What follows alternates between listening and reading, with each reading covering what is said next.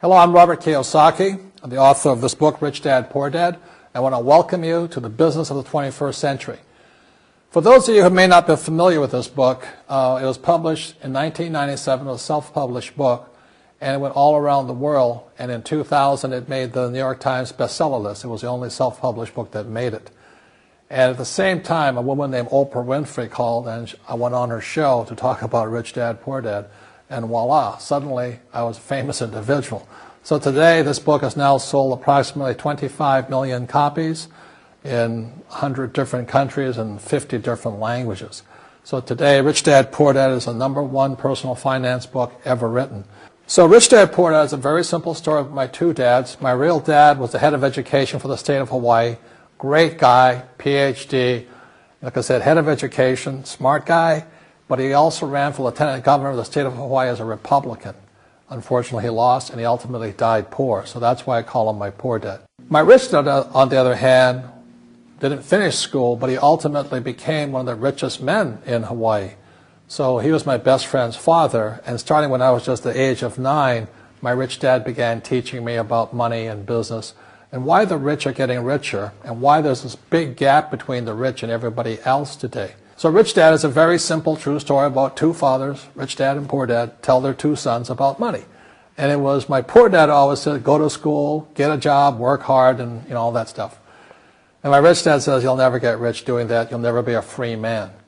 So that's kind of the differences. But if I would show you a diagram of the differences here, is that in financial education, this is very simply the difference. Because there's no financial education in our school, most people do not understand financial statements. So this here is income, expense, assets, and liabilities. And the reason my poor dad was poor, it was very simple. Because he couldn't read a financial statement, because he don't have financial education in school. He was financially illiterate, although a PhD. And my poor dad always said, our house is an asset. And my rich dad said, your father may be well educated, but he can't tell assets from liabilities. So very simply, my rich dad said to me, assets, whether you work or not, put money in your pocket. So when a banker looks at your financial statement, the banker looks at this and says, oh, you have assets and you're putting money in your pocket. And if you look at your house, it's really a liability because every month it takes money from your pocket. Now I can hear people say, well, it's, I don't have any debt on it, but still every month you have insurance, you have upkeep and expenses to it. So very simply, the reason I'm a rich man today was I knew the difference between assets and liabilities. And I get richer and richer because every year I add more assets to my balance sheet here. And so that's one of the biggest differences. And as my rich dad often said to me, he says, son, my banker has never asked me for my report card. My banker wants to see my financial statement because it's your financial statement that shows how high your financial IQ is. How smart are you with money? If you're very smart with money, the banker will give you as much money as you want because you know how to make money with money. If you're not very smart about money, all the banker will give you is a credit card and a home loan. So those are some of the differences between my rich dad and my poor dad. And if you stay tuned, you'll find out how you too can create assets instead of liabilities. Because if you're going to survive in the 21st century, you need more assets than liabilities. The next thing I want to cover with you is one of the most important lessons my rich dad gave me, and it was called the cash flow quadrant. And what my rich dad explained to me is that there's 4 people in business. One are E's, employees. S stands for small business, self-employed, or specialist. B stands for big business, and I stands for investor. And the thing of note here is that most people who go to school are programmed for the E and the S side. For example, it was my poor dad who always said to me, son, go to school so you can get a nice, safe, secure job. And so my poor dad wanted me to be an employee. And since the time I was a kid, get a safe, secure job, steady paycheck, and benefits. Okay? I didn't want to be an employee. And I said, Mom and Dad, I want to be a rich man. And I fight with my dad. So my mother finally said, son, if you want to be rich, my mother was a registered nurse. And she said, if you want to be rich, the richest people I know are doctors. So my mom wanted me to come over here, be a specialist or a small business person. I said, there's only one problem with that, Mom. Doctors are really smart. And she says, you got a good point there. I'm not going to be a doctor. So I went to school. I have a Bachelor of Science degree. I can drive ships and I can fly planes. I flew for the Marine Corps. But I've never used any of that education because I wanted to become a business owner. So it was my rich dad who basically said to me, become a business owner and learn to be a professional investor.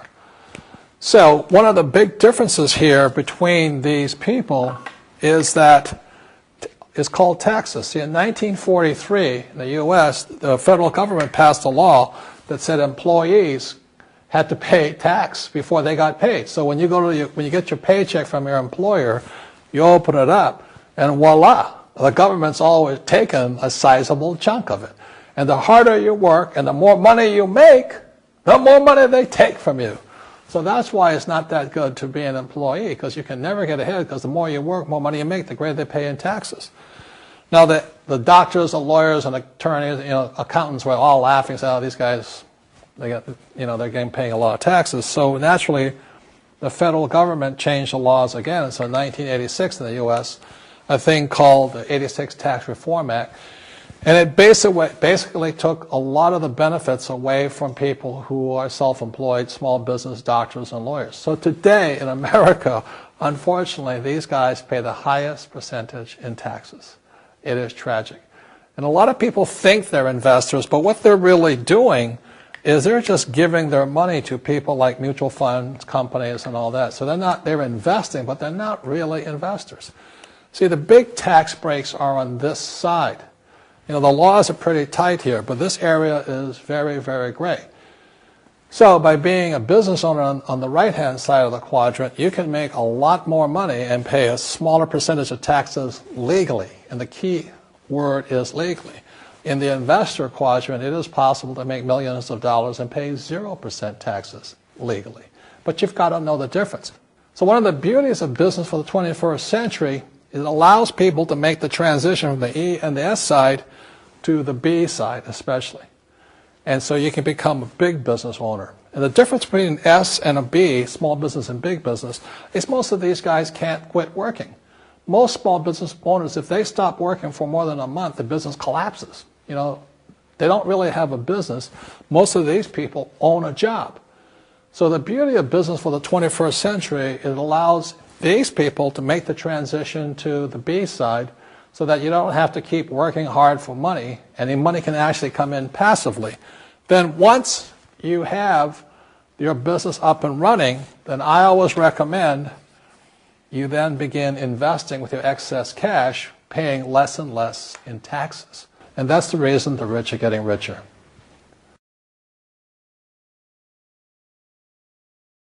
As you know, with this financial crisis, it is the E's and S's who are getting crushed. These people are competing with people in China and India for jobs, or Eastern Europe and things like this. So the idea of working hard to make more money is absolutely ridiculous. Plus taxes are just nailing these guys, plus inflation. So the business for the 21st century is designed to take people from this side to this side. Let me explain some of the differences between small business owners and these guys. These guys here work for money. They work hard, they make more money, they get taxed. And the difference between the B quadrant people and I quadrant people is they build assets. So, rule number one is entrepreneurs make things happen, but they make different things happen. Instead of working for money, they work hard to build assets. So point two, it takes courage to be on the B and the I side. See, these guys here want a steady paycheck. They want to get paid today. But the big difference and why it takes courage is these guys, it takes time to build an asset. But most importantly, point three, for true entrepreneurs who build assets, it'll bring freedom. Now, one of the problems with this area, as you know, it takes capital. In other words, it takes a lot of money to buy some of these apartment buildings, to build a business and things like this. But there is a way. There is a way to do it with very little capital, and that's what I'm here to talk to you about. It's about a business for the 21st century.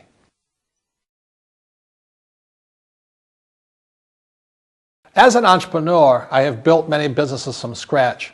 And as some of you know, A lot of them crashed also. Statistics show that most new businesses fail within the first 5 years, 90% in fact. And of the 10% that survive, the remaining 10% crash in the second 5 years. So in other words, most are gone in 10 years. So I've looked at many different models, and one that stands out for me is network marketing. And the reason for that, it takes very little upfront cash. It has low overhead. You can do it part-time. It means keep your daytime job, but do this part-time. And once the business is up and running, it can generate enough income so that you can move from the left side to the right side of the quadrant. So let me tell you about my introduction to network marketing, because I had a very closed mind to it. Since I can build my own businesses, I said, why do I need a network marketing business?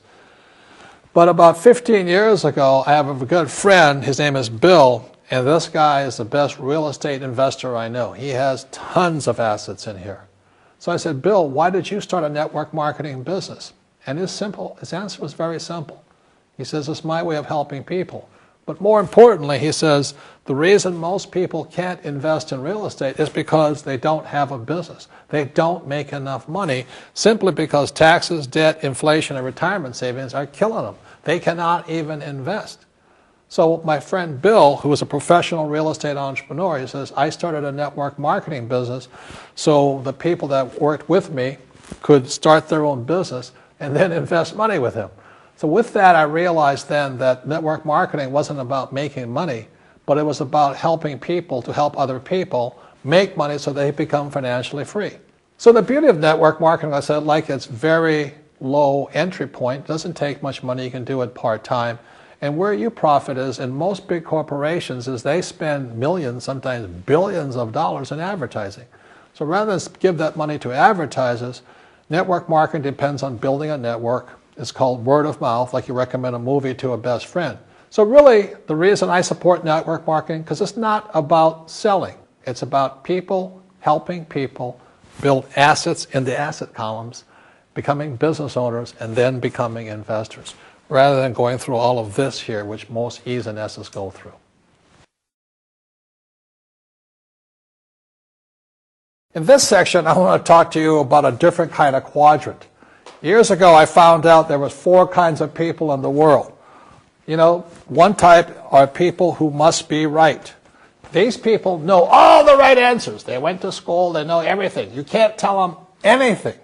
This is not a good business for them because their minds are too set. Another kind of person is a person who must be comfortable. You know, the house could be on fire, but they're still watching TV, eating a hot dog, watching what's going on in the world.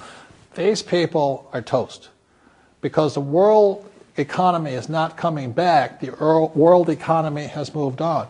And people who need to be comfortable will probably be left behind. So the people who need to be comfortable, you probably shouldn't talk to them because you only make them uncomfortable.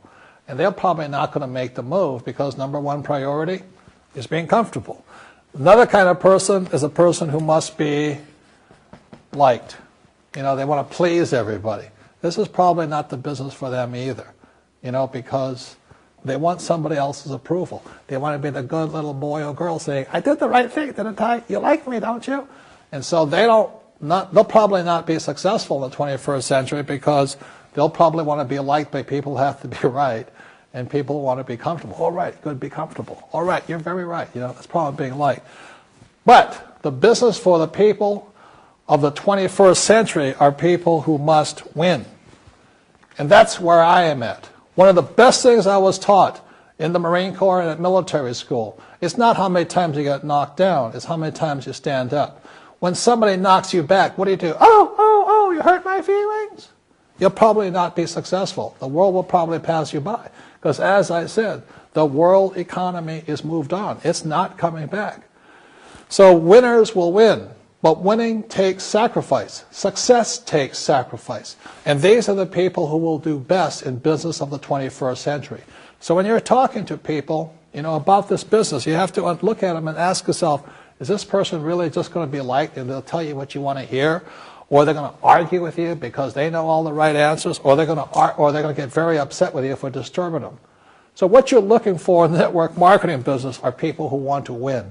people who know the economy has moved on. You'll find every race, gender, age, and background in network marketing. But what they really want to do is they want to win. It really is a true playing field in the world, but not for these people. These people will be left behind. Network marketing is for people who want to win because network marketing is the business model of the future. If you want the government to take care of you, then just keep doing what you want to do. It is possible for everyone to win, but the problem is you've got to commit to it. You've got to say, this is what I'm going to do. I'm going to dedicate 5 years of my life. You want to look at the leaders and say, those are the people I want to be like. Those are the kinds of people I want to hang out with. That's what you got to say to yourself. And I want to help other people do what I want to do and win in life. And that's why I support network marketing, because it really is the business for the 21st century. In this segment, I want to talk to young people, people who have not yet decided what they're going to do for the rest of their lives. You know, maybe you're in school or about to get in school or whatever you're going to do. But as I said, it was my poor dad always said, go to schools and get a safe, secure job. Unfortunately, in this financial crisis, many young people are coming out of school deep in college debt or college loans, and they can't find a job. I saw some stats that for young men 18 to like 25, if you're white, 19% of them are not finding jobs, even if they have a college degree. And for African Americans between 19 and about 25, 30% of them can't find a job. So my message to you is this, is wake up. Right now, before you get a job, before you get trapped in the corporate world or trying to climb the corporate ladder and make other people happy, and they don't really care about you because they're only here to invest for these guys only want for the investors, you know. You got to make a decision. And it was in 1974 when I came back from Vietnam. Again, I said, it was my poor dad. I said, go back to school, get my master's degree, and get my PhD. And I wind up just like him, desperate, out of money, not afraid of the real world. So I had to make the decision to dedicate my life to be here and to be here. And that's made all the difference. You don't get rich quick. It's harder, it takes courage, it takes time. I failed many times over here. But in 1974, I said I was going to dedicate my life to stay on this side, on the right side, on the B and the I side, and never go back to this way. So even when I was flat broke, when my businesses failed, I didn't go back here. I thought about it. And unfortunately, when I still go back home to Hawaii, I meet some of my uncles and aunts, and they still say the same thing to me. They go, have you got a job yet? I said, no, I don't. They go, oh, too bad. It's so bad you're unemployed. The point here is they can't see it. So these guys, all they know is job security. They don't know what freedom and having a lot of money is. All they know is living below their means, struggling, paying taxes, trying to save money. So I recommend to you, start your own business. Start now. Practice. It takes time. You will make mistakes. But it's one of the best experiences because if you're successful and you persevere and you're determined, you will find a freedom and an abundance of wealth these people will never know.